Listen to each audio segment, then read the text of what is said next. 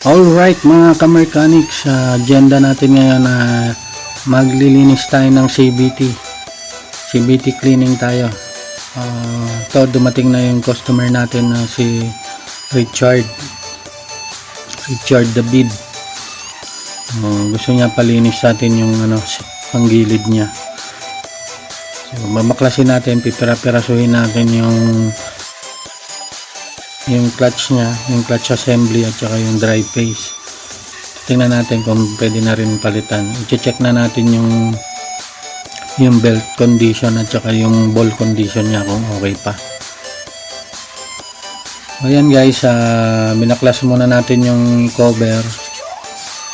So, yung pagbaklas guys, hindi ko na napakita sa inyo kung paano ko nilinis, pero ginamitan ko lang siya ng Joy panlinis. Binabad natin sa Joy para malinis siya.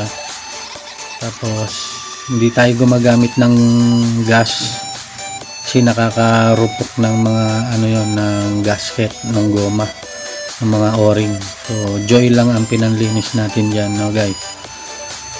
Ayan mga ka-mechanics, sinumpisahan ko nang i-assemble yung clutch assembly after natin linisan.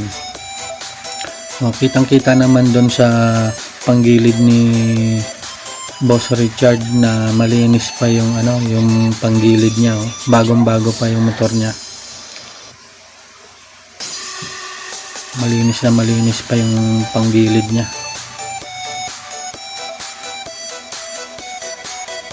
So sa pagka-assemble ng clutch assembly, lalo dun sa may part ng may spring, yung may pad, ginagamitan ko siya ng tali para mas mabilis baklasin at saka mas mabilis ibalik yung spring. So diskarte lang guys, mas mabilis kasi yan kaysa gamitan natin ng mga tools. Mas mabisa yung tali, mas mabilis natin maibabalik at saka mababaklas yung clutch spring. Ayan guys, inisa-isa ko lang, 3 yung clutch spring dyan na ibabalik natin. After nyan, unti-unti natin i-assemble yan. Babalik natin yung cover nya, tapos meron pa siyang 3 lock washer.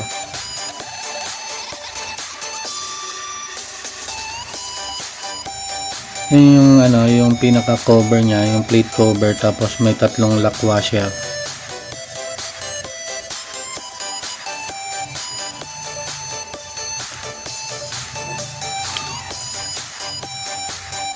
Nilinis natin yung loob niyan guys, nilagyan natin ng grease para mag-play siya ng maayos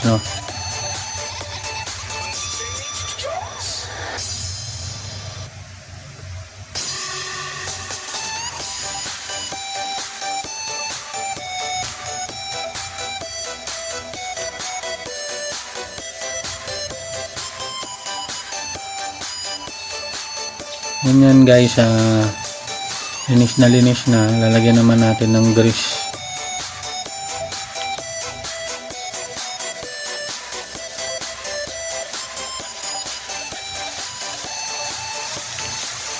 Para lang smooth yung ating pagpasok.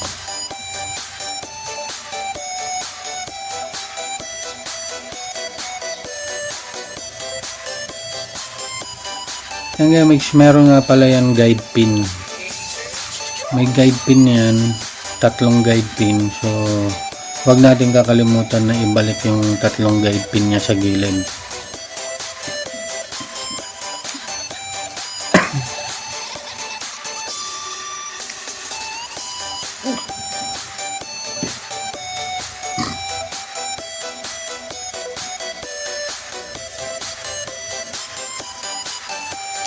Tapos after ng 3 guide pin natin maibalik, meron pa yung pinaka cover, yung cover ng guide pin. So pinipihit lang yun. Basta make sure lang na yung cover ng guide pin maisasagad natin hanggang dun sa dulo.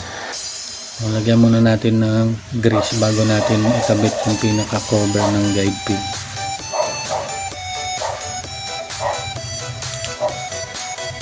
Yan guys, yung pinaka cover ng guide pin para hindi siya malaglag.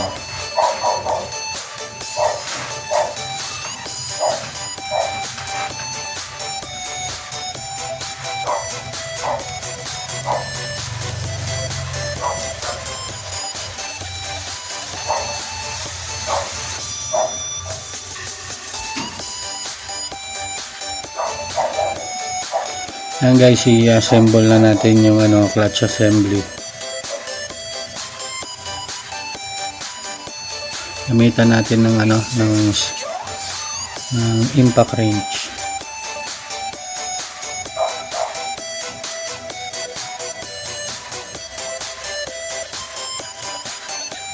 Siguraduhin natin mahigpit na siya,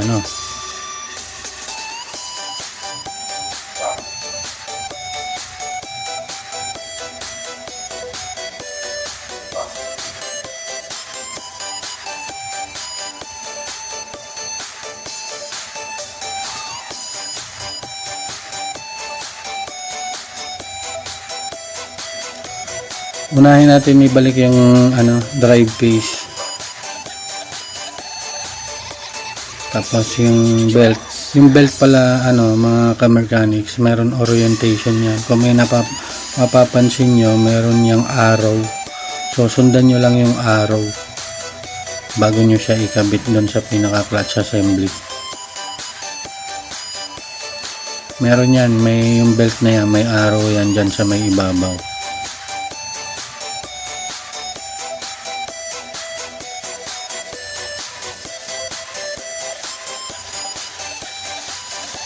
Ayan guys, unti-unti na natin na ibabalik yung mga panggilid ni Boss Richard.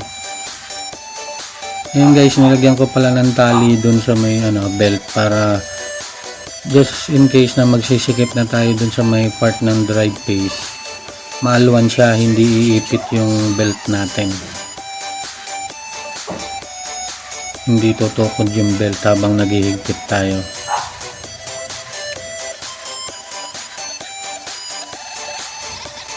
Natin yung clutch bell.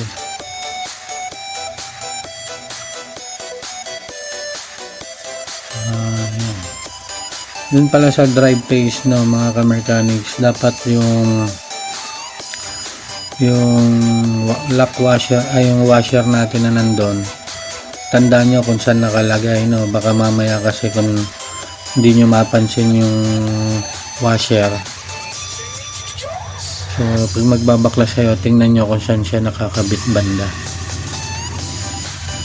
Lock na natin guys yung panggilid ni Boss Richard.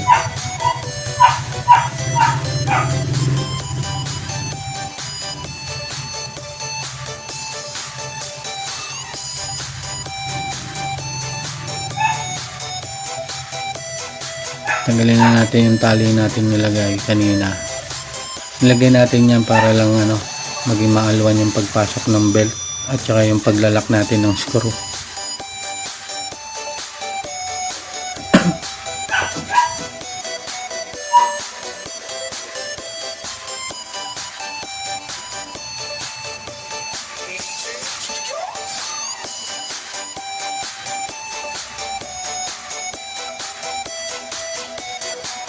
Yan guys, tinesting natin. Super smooth naman yung takbo. So ibalik na natin yung gasket ng tinanggal natin kanina. Then yung cover ng panggilid. Guys, yan tapos na yung ating pag CBT clean. So ginamitan lang natin siya ng Joy panglinis. Binaklas natin isa-isa yung panggilid ni Boss Richard. Then nilinis, binabad natin sa Joy. Maganda naman at natanggal naman natin yung mga dumi-dumi. So, malinis pa talaga itong panggilid ni Boss Richard. Bago pa kasi yung kanyang motor. Pero syempre, iba pa rin yung na may maintenance mo siya once or twice in a year. Okay guys, maraming salamat sa panonood.